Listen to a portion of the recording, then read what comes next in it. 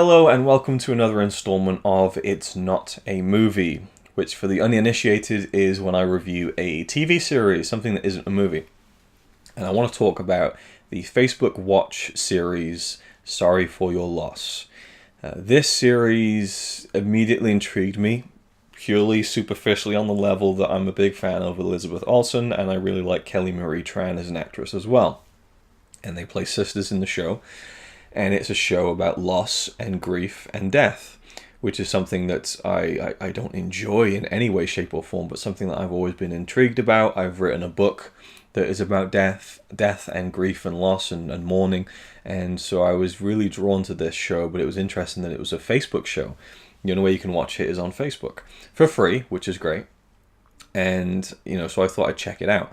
So I watched the first episode and I was blown away. I thought that was a great 30-minute short film. The way it ends, you could end the story there, and it kind of has told you something about this character, Lee, played by Elizabeth Olsen, who is a young woman, in her late 20s, perhaps early 30s, whose husband has just passed away 4 months prior to the show starting. We open with her at one of these meetings where everyone's talking about people that they've lost, and she talks about how she saw this thing online which said that losing a loved one so suddenly and abruptly before you're really expecting it is like losing $300,000 a year. Something, there's an exact figure, and she says it's such a strange thing. She didn't understand it, because what does that even mean? How can you put a price on losing someone?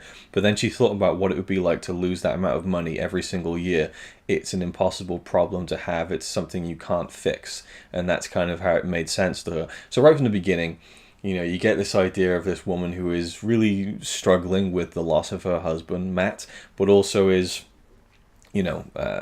resisting any kind of attempt that people are making to, make her feel better about things. She's going to these meetings, but she's being very standoffish at times and angry. And I found this portrayal of grief of someone who is, just trying to work through it, but is really resistant to the people around her who are trying to help her, but not in a way that really feels too mean or cruel.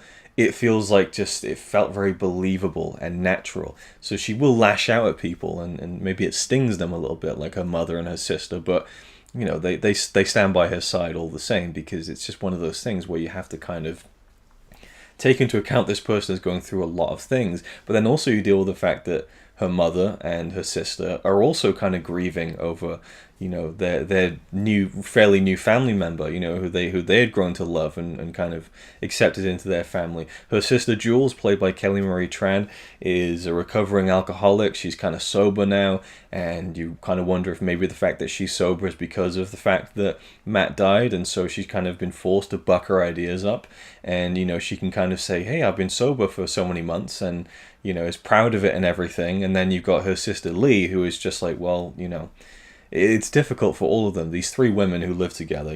I guess with the death of Matt, Lee moved in with her mother and her sister, so this kind of these 3 women are kind of brought back together again, and they're all trying to work through their own shit, basically.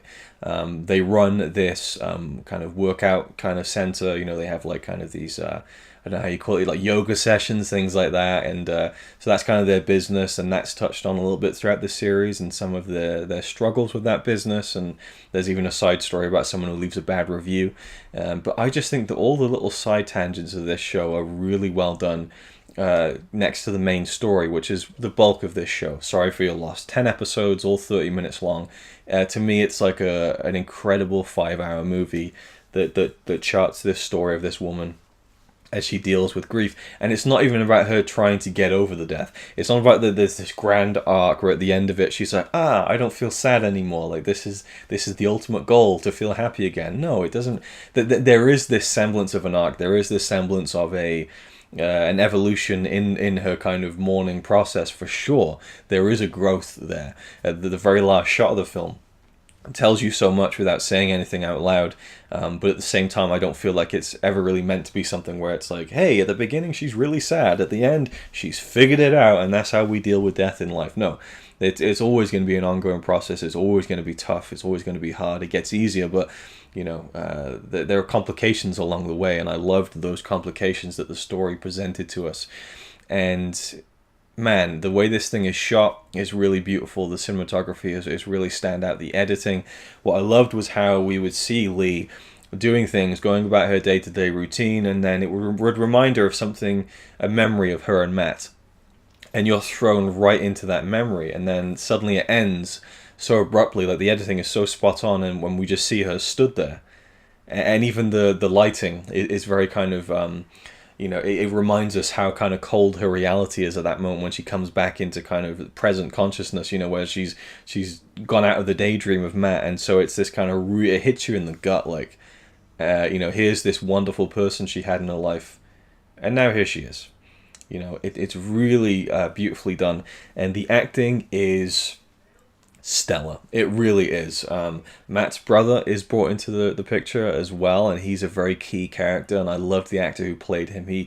It's a very complex character, who is similarly abrasive and angry and standoffish, and at the beginning you wonder if him and Lee can ever really get on, trying to cut these two people who are so close to Matt, his wife and his brother. You would assume that they would get really close and kind of try and help each other through things, but they're really just pushing each other away from each other. But yet they still get drawn to each other, and I loved how their relationship progressed and went up and went down and moved forward, and again got more complex, like a lot of the things in the show tend to do. It's a great story, and for anyone who's lost someone, even people who haven't lost anyone, for me personally, I've lost someone who was my favorite person in the world, but I was a teenager at the time. It's very different, I think.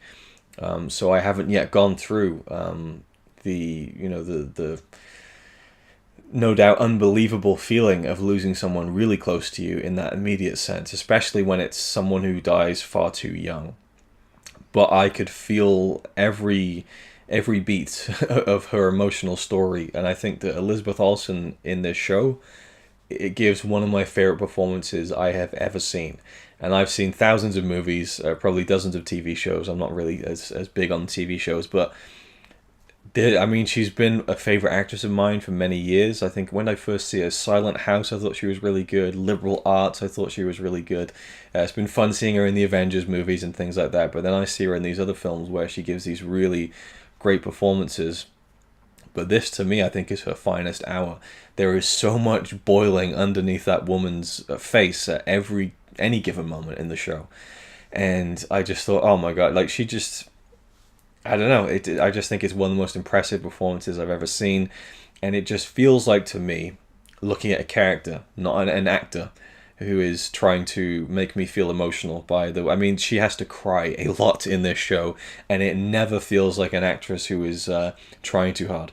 It's an amazing ability to have to cry on camera and make it seem like you're crying, and not like you're just kind of waiting for that one tear to trickle down, where it's like it's streaming down like uncontrollably, and there's lots of different ways, lots of different shades of crying that she does in the show, and they all feel believable and real to me. So you just get so much more absorbed into a show when the acting is that good. But the entire cast, I think, is really, really good. Kelly Marie Tran is great. The woman who plays the mother is great. Her father is a good actor too, and the actor who plays the brother, Danny, I think is the brother's name. It's been a while since I saw the show now, but it's still lingering so strong in my mind. And then we have the actor who plays Matt, who I read his name and I don't know how to pronounce it, so I'm not going to try and butcher it. But special credit to the actor who played Matt, because he's really good. But episode 5 is where we fully get not fully, but we get more of a sense of his backstory, more of a sense of him in the lead up to his death. I love how they didn't tell us how he died. It built up to it naturally. There's not really any clunky exposition in the show. It gets revealed to you very naturally and unfolds very naturally. And in episode 5, we see the most clear picture we get in the whole show of his last days, and the way that he portrays depression, and the way that his character is written to portray depression. I've got to give credit to the writers here as well. and the way that it's shot, even just simple things like when he's getting up in the morning and getting ready for work and just sat there looking at the shower as it's on, just little beats like that just color in the story so much. And someone who personally has dealt with depression, unfortunately in numerous ways since I was young, it really, really hit home. And it is one of the more sensitive and subtle and realistic portrayals of depression I've ever seen as well. Maybe even the number one.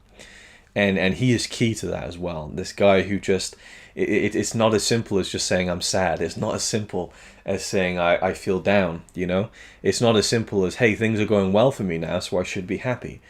Like, it's really heavy, really loaded, and that continues to the final episode, but I think that it's a phenomenal show.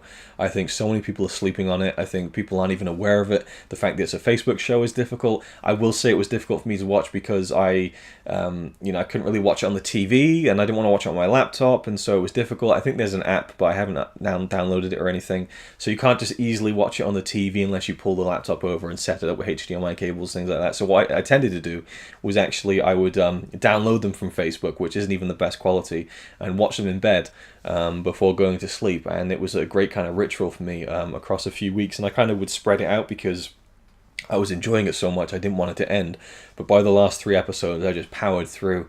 And I also loved the Palm Springs episode. That was a really beautiful kind of side story in the whole thing.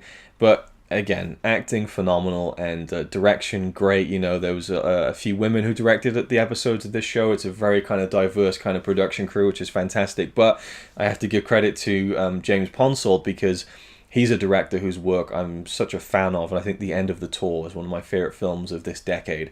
And I think that he surely must be a director who is great at dealing with actors, because he just seems to get these incredible performances in the things he directs. And not to give all the credit to him, of course, but he directed, I think, 4 episodes of this, and I just think it shows. I think that he's a great director, and but really everyone who directed this, like, it really doesn't feel like, oh, this was an episode that wasn't directed by Ponsoldt. No, it's very consistent, and again, the entire crew, down to the editing, the cinematography, they just really capture something about memories as well, the way that memories play into our grieving and mourning of people, and how they can just jump at us out of anywhere, and how those emotions can jump out at us from anywhere too. There's a great scene where Lee is dancing and she's kind of laughing, and then she just starts crying, and she leaves and she has to get over it and stop crying, and that's that. It's just one of those things where the emotions are they're running rampant inside your head and your body, and this show shows that.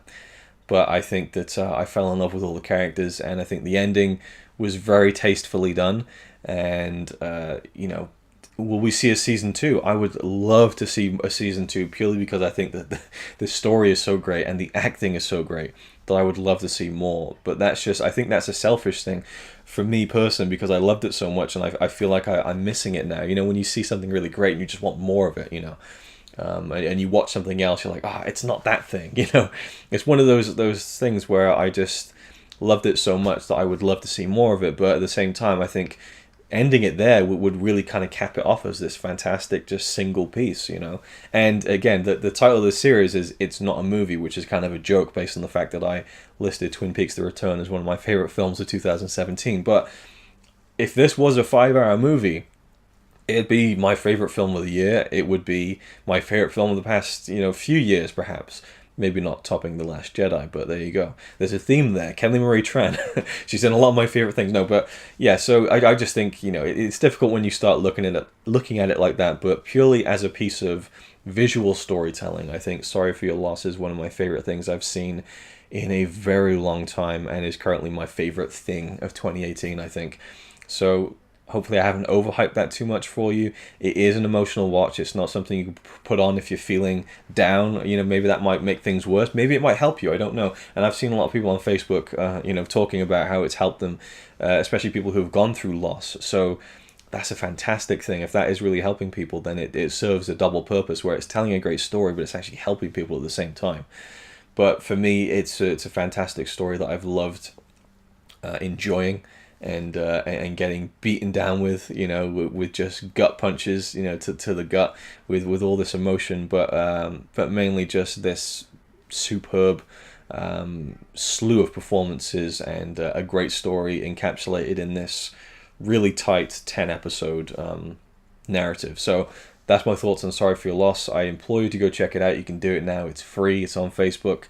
Easily watchable. If you like stories that are emotional, that deal with the kind of the very human, the very aspect of the human condition that makes us so emotional all the time, but also just the mental things we go through, whether it be grieving and mourning and loss and how we deal with it. And they show different ways of people mourning as well. There's a woman who is very up and bright and kind of, hey, everything's okay. And you realize that's kind of a front there, that people deal with it in death in many different ways.